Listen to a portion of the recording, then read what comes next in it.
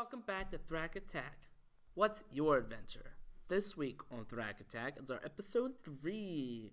We're reviewing my trip to Prescott, Arizona, Mint by Merton, the first big album of 2019 in my opinion, and a video game called Travis Strikes Again, No More Heroes. So before we get into reviews, let's do some news. There is a new Dragon Ball Z video game in development, an action RPG. I'm hoping it's more open and more customizable, so it's not just like I'm playing as Goku or I'm playing as Vegeta.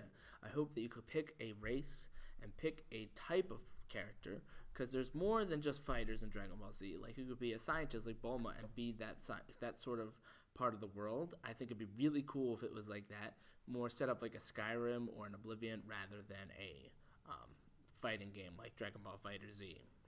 I think it'd be really interesting. Or like Legacy of Goku for the Game Boy Advance. That was a fun game. But I want to get like more open so you could be your own character in the Dragon Ball Z universe. Next, there is a live-action Pokemon Red and Blue movie in the works. Hopefully a sequel-esque to Detective Pikachu. I don't know how that movie's going to go. It's one of my movies that I'm going to go see, but I have no expectations if it's going to be good or terrible. It could be either or. But I hope that this Red and Blue Pokemon movie does do the series justice, and I hope Detective Pikachu does too. But we will see what comes out of the Pokemon Red and Blue movie. And I hope it's just called that, Pokemon Red and Blue. And finally, Incubus is starting a recording on a new album. They have written the music for it, and now they're in the recording stage of it. And I'm really excited to see what they come up next. Incubus have always been, like, not my favorite band, but I've always enjoyed listening to them. So I'm excited to see what happens next in their career. All right, first review. Travis Strikes Again, No More Heroes. It's one of the few rated M games for Nintendo Switch. It is a sequel of the regular No More Heroes and No More Heroes 2, which came out on the Wii. It was a really fun game, and this game is not the sequel we've been looking for, but it's the sequel that we deserved. It's fun, it's ridiculous, it's meta. Travis Touchdown is the Deadpool of the video game universe, and they even reference that in the game. You are Travis Touchdown, you're looking into the Death Ball Mark II, and each Death Ball comes with a different game, and you go into these games and play through these games as Travis Touchdown, and it's just great. They make fun of themselves all the time. They make fun of the way that the game is set up. They do all the video game tropes, and it's just the gameplay is super fun. Most of it's a hack and slash, which is what No More Heroes was, and this one is just a continuation of that, and it's super fun. There was a section that it was super difficult, even on easy mode. There's a racing game that you get to later on, and I had just the hardest time figuring out how that thing worked. Oh my gosh. My friend Alan had to show me how to play it.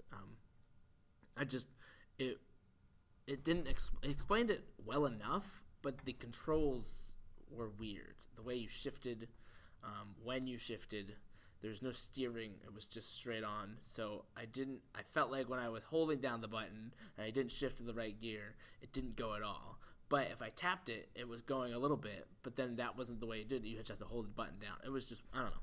Maybe I'm just an idiot and I didn't figure it out. But that was my only issue with the game. And also there's these weird text things throughout. Like it goes to a text area where you get the next Death Ball, but it was really long and arduous. But then they make fun of themselves, so I'm like, okay, they know what they're doing. They know that they're doing this, so it kind of made up for it.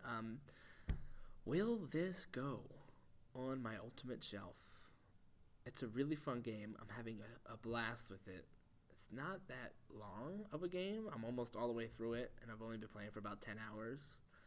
But I do have the season pass when you buy it the first couple days, so there's going to be additional content. So for a while, it's going to be on my ultimate shelf. But will it be on my ultimate shelf forever? Probably not. I don't feel the need to play through this again after I played through it once. So it's worth checking out. It's worth playing through if you're into that kind of game, and it's just a fun time. Music in 2019 has been a little light. I mean, we're only 1 month in. But Alice Merton, her song No Roots a few years ago made it big, and that song is featured on her first full-length album. It's called Mint. It's an awesome time. I really love the music in it. Each song has something different, but it has the same style, and it proves my point that the future of rock is female. Artists like Courtney Barnett, Florence and the Machine, St. Vincent, Lana Del Rey, and even Adele are the future faces of rock music. It may not be like rock, like we imagine rock and remember rock in the 70s and even in the 90s, but this is where rock is going. So the album starts off with Learn to Live, which has a really cool syncopated chorus, and the song just really opens up the album right off the bat. Then it goes into Two Kids, which is just as cool. It's got a different vibe to it, and that's what I like about this album, is it kind of, each song has a different vibe. This Two Kids is has a little better groove to it. Then it goes into No Roots, which we've heard before, and if you haven't heard, check it out. It's a really great song. Then we get into the first real single of this album, which is called Funny Business, and I don't know why that's the single. It's not my favorite on the album. I mean, like, I enjoy listening to it, but I don't get why that's the single. The next two should be the singles. The next one is Homesick, which is a really cool dissonant piano part that adds a element to the Ingrid Michaelson style song. I really enjoy that one. And then the next one is just a rock song, which is Lash Out, and that has a really good build up. The only problem is the build up leads to a break, and then there's no payoff after that. It's just a break, and then it goes back into the chorus we've already heard. It needs to add something extra to keep pushing that song forward, but Lash Out's a really good one. Speak Your Mind is fine. I Don't Hold a Grudge is fine. Honeymoon Heartbreak is really good. That's a Lana Del Rey style song. It just feels like a Lana Del Rey song. I mean, I'm not trying to compare Alice Merton to anything else. I'm just saying, in the context of the album and in the context of the musical style, that's what I feel like this song sounds like. Trouble in Paradise is alright, and then Why So Serious is the second single on the album and the last song on the album, which is a really great song. So if you are looking for some new music and you want to check out Alice Merton, I highly suggest it. Is this going on my ultimate shelf? If I could find it on vinyl, for sure it's going on my ultimate shelf.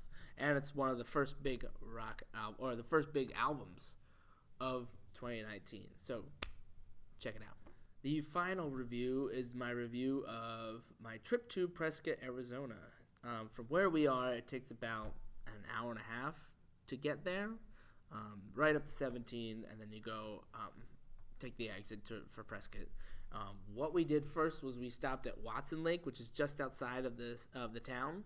We did a 5-mile loop trail around the lake, and it was super interesting because the landscape kept changing. We started off in a rocky section right up top of the lake, good vistas of the lake, and then you kind of worked your way down behind the dam, and on the other side of the dam is a more wetland area. So you could go right to the dam and check it out, and then you could climb up the rocks on the other side and get to another rocky area, which is kind of like the first one, but a little more flat and fuller. I mean, I feel like the rocky area just happened right there and then went on to the next thing, the next section, whereas the second rock section was a little fuller and further back. Then we went onto the bike trail, which was fine. It was the easiest part of the hike, and that's why most of that hike is really easy, and then it cuts through around the creek that leads into the lake, which was really nice to have that lull at the end of the hike, and then you go back up to the rocky section. But it's really cool. That park is great. It's got disc golf. You could go kayaking. You could go hiking around it. There's plenty of trails. It's just a really fun place to go visit. We're thinking about doing a weekend trip where we do that one day, and that night we go into the town, which we'll talk about next, and stay over the night, where we had to drive all the way back. We went to Prescott, the town, with a really cool old town. It reminded me of an old town in West Virginia with like that middle square, and then the town kind of grew around that area. There's also an awesome Whiskey Row on that main street. We went all the way down to the end, and we went to this place called the Rickety Cricket. It was an awesome old saloon, had some really good craft beer. I did it all for the cookie, stouted out. What was another one? Some banana nut chocolate hefe. I don't know. It was really, really interesting. Really cool beer. We met some cool people there, and there were some cool performances. And there's also Honky Tonk Piano that I got to play. So it was really cool. Then we wanted to get some food, so we went down further, and we got two burgers. We got a buffalo burger at the Palace, which is one of the top 10 most historic bars in the United States. Super cool old saloon. The saloon, you open the regular doors, and the saloon doors are right there.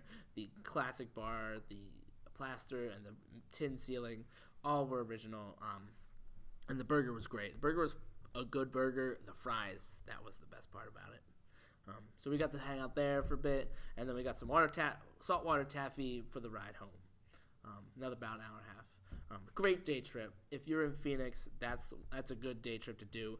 Even if you want to stay over that night, there's hotels around, so you could go to the Whiskey Row and do your thing, and then you don't have to worry about driving home. But I would highly suggest it. We're probably gonna do it later in the future. Play some disc golf up there. Go for a hike, Whiskey Row. It's gonna be a good time. So if you want to see pictures of the things that I did this week and the trips, there's on Instagram and Facebook. If you enjoy listening, then follow the blog and read the reviews in reading form, word form, writing form, whatever kind of form. We're also starting a podcast this week, hopefully, and we will see. So you could do a video form, you could do the video review of the episode, you could do a blog view of the episode, or you could do the podcast version of the episode. With all that out of the way, thanks for watching. Thanks for listening. Keep going on adventures.